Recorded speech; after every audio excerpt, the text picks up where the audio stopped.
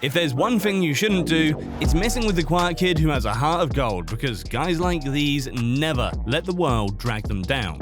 Plus, Lady Luck always shines on them brightly, and they end up coming back way stronger than you could have imagined. Hello and welcome back to Animeology. Today we've compiled for you a list of amazing characters who were humiliated for having no powers, but then became the strongest in their respective universe. Number 8. Boji, Ranking of Kings.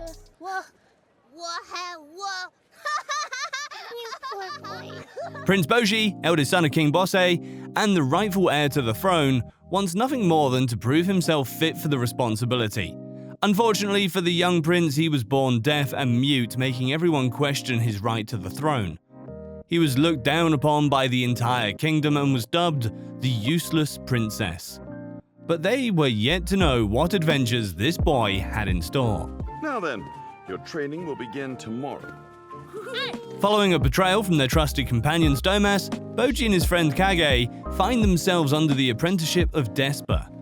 He enlightens on Boji the art of the sword, teaching him to hone his quick reflexes and use them to his advantage.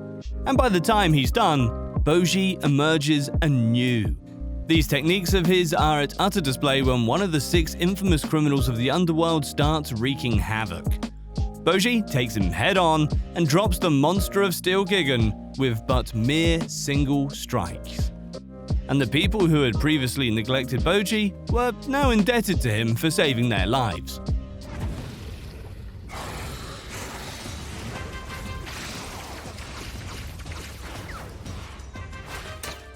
Number 7. David Martinez, Cyberpunk Edgerunners.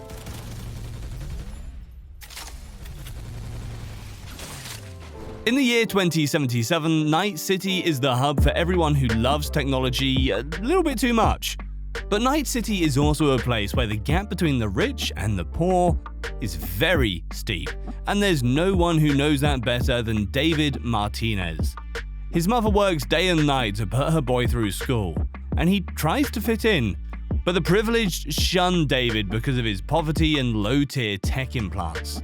Because of that, David often finds himself at the mercy of a rich brat named Katsuo, who bullies him relentlessly with his state-of-the-art implants. David takes a dose of humiliation daily. That is, until he loses everything when his mother dies in a car accident caused by rival gangs.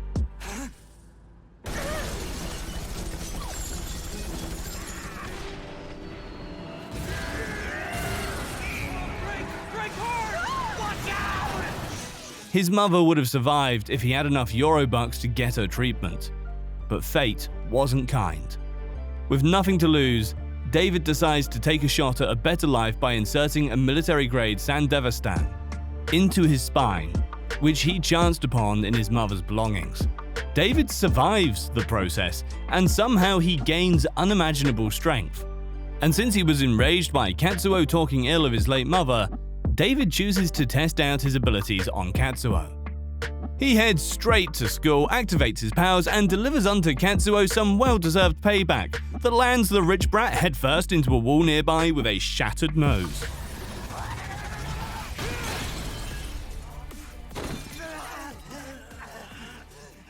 Number 6. Belle Krano Damaki.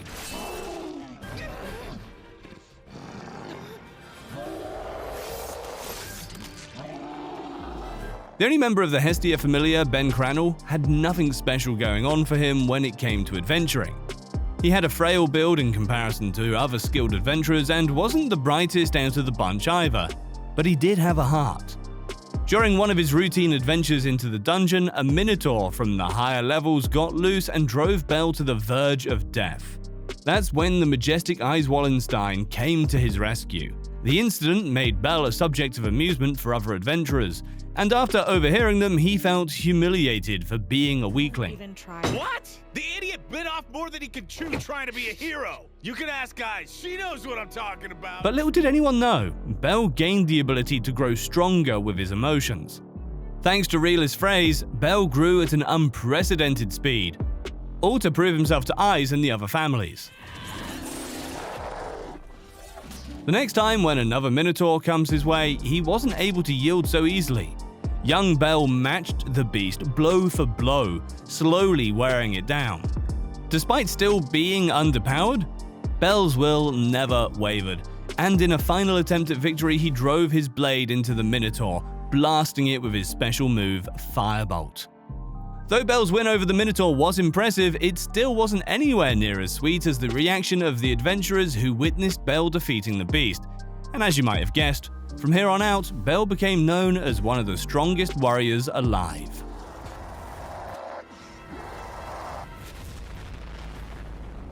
Number 5. Now Fumi Iwatani, the rising of the shield hero. As far as I've ever seen, the shielder class that specializes in the shield is for losers because no true gamers ever play it. What? Now Fumi Iwatani, aka the Shield Hero, was among the 4 cardinal heroes summoned to protect the kingdom of Melremark from the waves of catastrophe.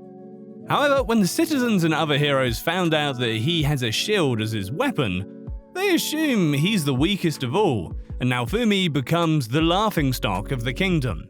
To add insult to injury, Multi, the king's daughter, wrongly accuses him of assault, and now Fumi is forsaken by all the realm. Disheartened and dejected, now Fumi travels across Melremark, protecting the people with only 2 companions by his side, despite them being treated harshly in every town.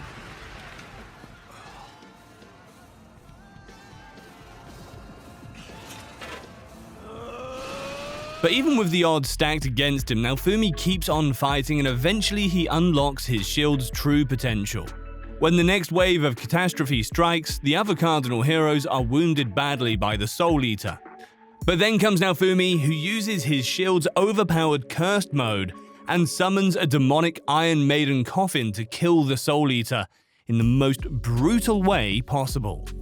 By the end of it, everyone is shocked, and instead of laughing, they start fearing now Fumi for being the strongest hero in all of Melremark. I cast the Iron Maiden!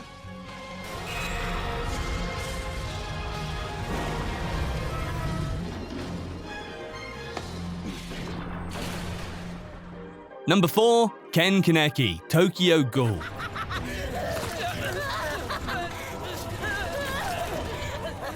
If the video's title rings a bell, then you might be familiar with Ken Kaneki, a boy who once used to be the weakest ghoul alive, but later, after suffering extreme torture and rejection, snapped and let his inner demons loose.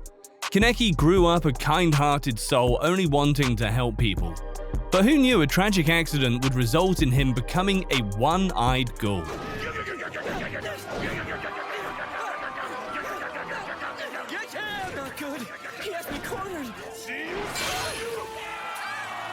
Bad luck kept piling on for Kaneki.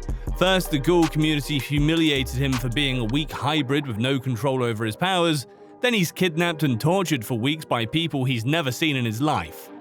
Somewhere along these days as a captive, Kaneki snapped and lost touch with his humanity, which became a catalyst for unlocking the true potential of his powers.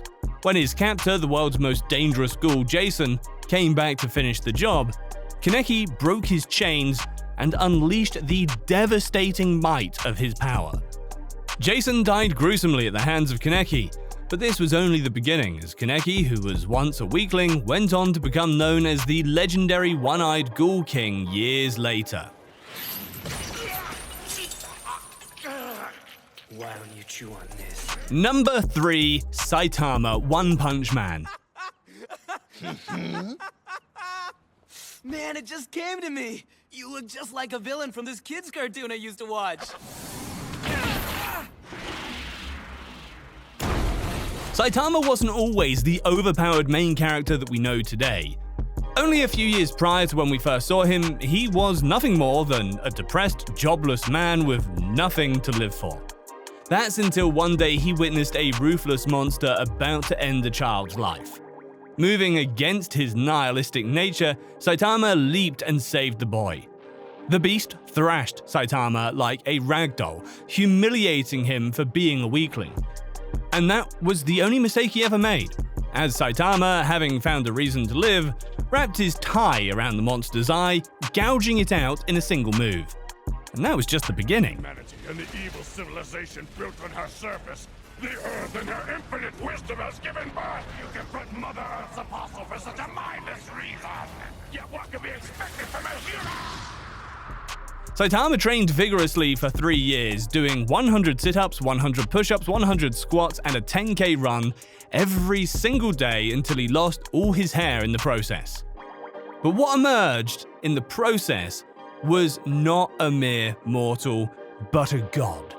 Now it was time to play hero. When Vaccine Man appeared and began terrorizing the city, Saitama sprung into action, obliterating the mighty foe with but a single blow, and surprisingly, it wasn't just a fluke.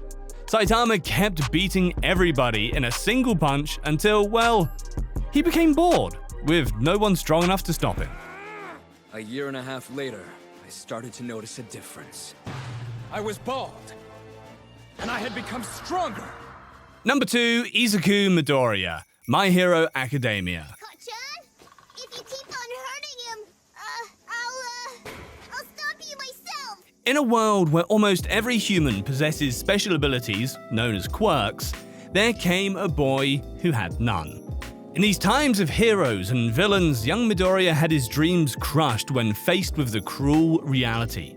Despite all this, his perseverance would lead him to aim for a hero academy, inviting mockery and bullying from students like Bakuga. This went on for most of his life until fate brought him to All Might, the #1 hero. You'll restore the coastline for this entire section of the beach. That is the first step on your path, young man, towards being a hero. Having chosen Midoriya as the successor of his quirk, One for All Might would place him through the most extensive training regime, breaking him down and building him back up from zero. This went on for a few months until the Academy's entrance exam was at hand. Deeming him ready, All Might bestowed upon Midoriya his quirk. And at the entrance exam, while other heroes cowered in fear of the giant villain bot, Midoriya destroyed it with a single smash to protect a fellow student and won the hearts of many as a true hero that day.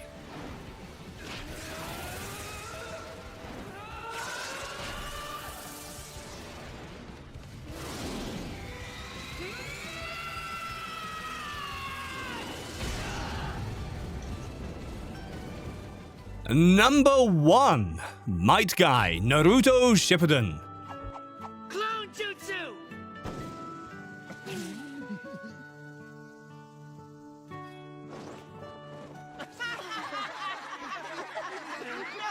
Kakashi's rival and the greatest taijutsu user, Guy was born without talent. Everything he acquired, he gained through perseverance, training, and his unyielding will. Guy was born with no capacity for ninjutsu. But despite the handicap, he aspired to be a ninja, much to the amusement of his fellow peers. He was mocked and made fun of, yet the blue beast of the leaf remained steadfast. Guy honed his physical capabilities to such a point that in the 4th Great Shinobi War, he went toe-to-toe with Madara Uchiha, one of the greatest shinobis to ever have lived.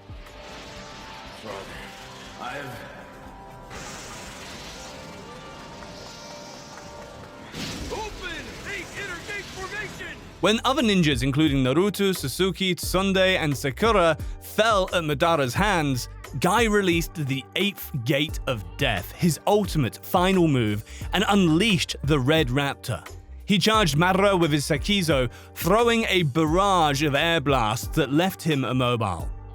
But with his limiter drawing near, Guy decided to end it by using Night Guy, a move in which he rushed at Madara with his strongest attack.